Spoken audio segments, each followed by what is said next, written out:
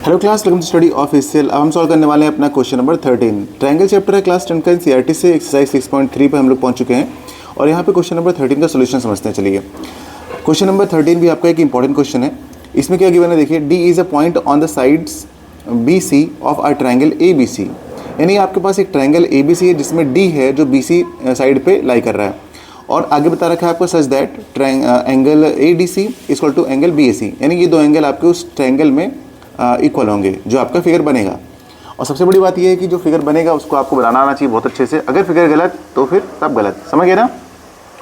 तो अब यहाँ पे देखिए एक ट्रायंगल ए बी सी दे रखा है आपको, तो मतलब हिंट दे रखी है कि एक ट्रायंगल ए बी सी है, तो हम बना लेते हैं एक ट्रायंगल ए बी सी। तो चलिए सबसे पहले हम एक ट्रायंगल फॉर्म कर लेते हैं। ए बी सी बना लिया हम लोगों ने एक ट्रायंगल, ठीक है, ए बी सी। ओके, तो इसकी नेमिंग कर लेते हैं। ये हो गया अपना ए, ये हो गया अपना बी और ये हो गया अपना सी। हम लोगों ने A B C triangle form कर लिया, ठीक है।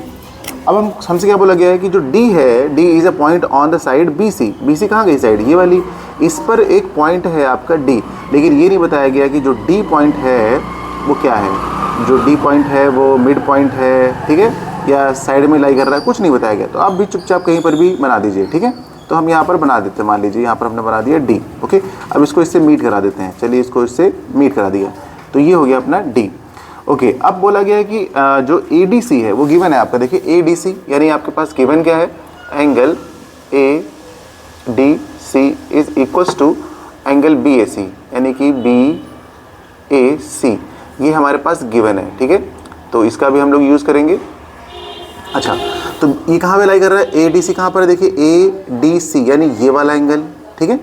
और उसके बाद बी ए सी कौन सा है, बी ए सी यानी ये पूरा वाला एंगल। आपको बता रखा है कि दो ट्रायंगल हैं इसमें। कौन कौन से ट्रायंगल है, एक ए डी सी, देखिए ए डी सी, एक ये ट्रायंगल है और एक टोटल पूरा ट्रायंगल है। तो ये उसी में आपको कंपेयर करके बता रहे हैं। तो आप भी सबसे पहले इन दोनों ट्रायंगल की सिमिलरिटी दिखा दीजिए, ठीक है। तो चलिए दिखा देते हैं। तो हम यहाँ पे सबसे पहले क्या लिख देंगे, हमने क्या बताया आप लोगों को, जिस ट्रायंगल को आपको दिखाना है उसी ट्रायंगल को लिख लीजिए, उसी एंगल को यानी उसी ट्रायंगल को कंसिडर कर लीजिए। इन ट्रायंगल ए डी सी था ना, तो लिख दीजिए A D C and triangle दूसरा क्या था, बी ए सी। आप बी ए सी लिख लीजिए, बी ए सी। ओके, ये कंसिडर कर लिया आपने। इसमें आपके पास एक पॉइंट तो ऑलरेडी पता है, इसको दोबारा लिख दीजिए आप, क्योंकि जब आप कंडीशन बताते हैं तो उसके अंदर आपको लिखना पड़ता है। तो आप यहाँ पर लिख दीजिए फिर से A D C is equals to angle B A C, ठीक है, ये गिवन है। दोबारा लिख दीजिए आप इसे, ठीक है। अब हम लोग को पहले से ही पता है कि अगर एक ट्रायंगल के यानी दो ट्रायंगल के अगर कोई भी दो एंगल इक्वल हो जाएं तो वो दोनों ट्रायंगल क्या हो जाएंगे, सिमिलर हो जाएंगे, है कि नहीं।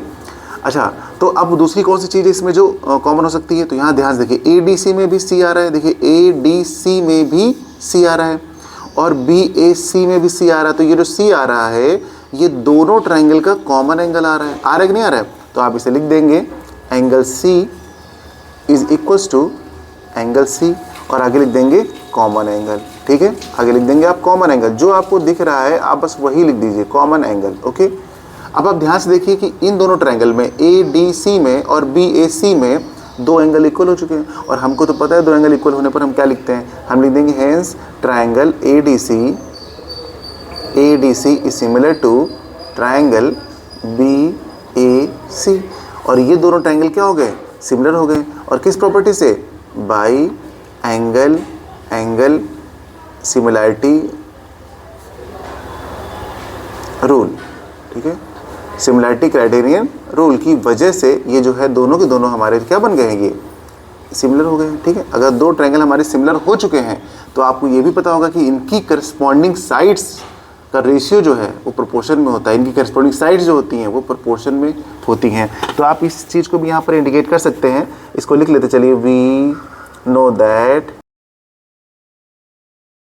प्रोपोर्शन, यानी कि हमने यहाँ पर लिख लिया है कि we know that corresponding sides of similar triangles are in proportion. अब इसका मतलब हमको बस इसकी साइड का प्रोपोर्शन दिखा देना है। तो कौन कौन सी साइड्स का प्रोपोर्शन होगा, देखिए ध्यान से।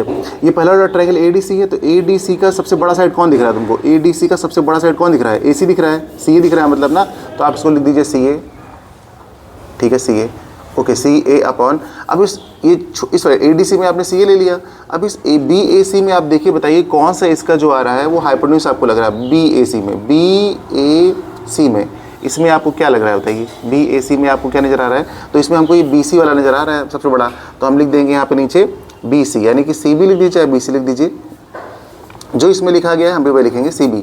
उसके बाद इक्वल का साइन लगाइए, ठीक है। अब आगे देखिए, आगे इस छोटे ट्रायंगल में फिर से एक्स की ये साइड कौन सी है इसकी, सी डी है, तो आप इसको सी डी लिख दीजिए, ठीक है, ओके। अब बड़े वाले ट्रायंगल में आपको क्या नज़र आ रहा होगा, सी ए नज़र आ रहा होगा, तो आप सी ए लिख दीजिए, ठीक है, ओके।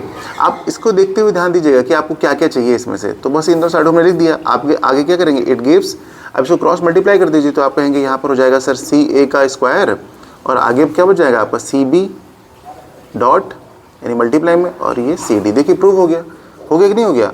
बस एक एक स्टेप आपने ध्यान दिया और कितनी आसानी से ये प्रूव हो गया। था ना इजी क्वेश्चन, यानी कि ट्रायंगल चैप्टर देखिए आपका बहुत ज़्यादा इजी है, लेकिन एक एक क्वेश्चन आपसे प्रैक्टिस की डिमांड करता है बच्चों। तो आप एक क्वेश्चन को प्रैक्टिस करते रहिए, उम्मीद करता हूँ समझ में आया होगा। अगर कोई भी डाउट होता है आप हमें कमेंट कीजिए, उसका भी सोल्यूशन हम निकालेंगे। करते हैं इसके बाद अगला क्वेश्चन और मिलते हैं नेक्स्ट क्लास में, जब तक आप इसकी प्रैक्टिस करिएगा। Bye bye.